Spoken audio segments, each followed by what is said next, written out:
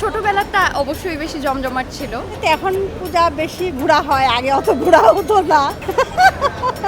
এখন মনে হয় না তেমন একটা জমজমাট। পূজার আগে তো 1 মান্থ শুধু কেনাকাটার উপরই গিয়েছে, লাস্ট 1 উইক অনেক বেশি হ্যাসেল গিয়েছে।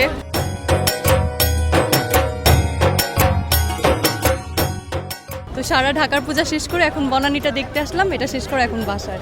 এখন পর্যন্ত অনেকগুলো মণ্ডপে রয়েছে, নারায়ণগঞ্জ, ঢাকা, কালকে আবার নরসিংদী প্ল্যান আছে। এখন পর্যন্ত নারায়ণগঞ্জের শাহপাড়ার একটা পূজা হয়, ওই পূজাটা অনেক সুন্দর হয়েছে। হ্যাঁ, এটাও ভালো। বনানী মন্দিরে তো সবসময় হোয়াইট কালার একটা থিম থাকে, সো এটাও দেখতে দেখতে we are use to, so হ্যাঁ ভালোই। পূজার আগে তো 1 মান্থ শুধু কেনাকাটার উপরই গিয়েছে, লাস্ট 1 উইক অনেক বেশি হ্যাসেল গিয়েছে।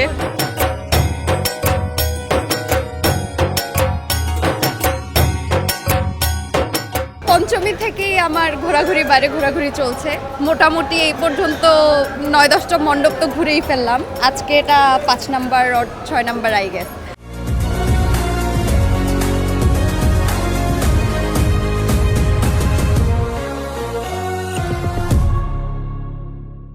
ছোটবেলাটা অবশ্যই বেশি জমজমাট ছিল। এখন মনে হয় না তেমন একটা জমজমাট, আমি জানি না কেন। কিছুটা হলেও আমেজ কমেছে, হয়তো এটা বয়সের জন্য, বাট ছোটবেলাটা আসলে অনেক মিস করি।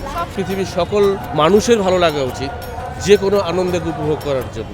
দাদার আসার ইচ্ছে আছে, দাদাদের ইচ্ছেটা সবসময় কমই থাকে, বৌদিদের জন্যই আসতে হয়।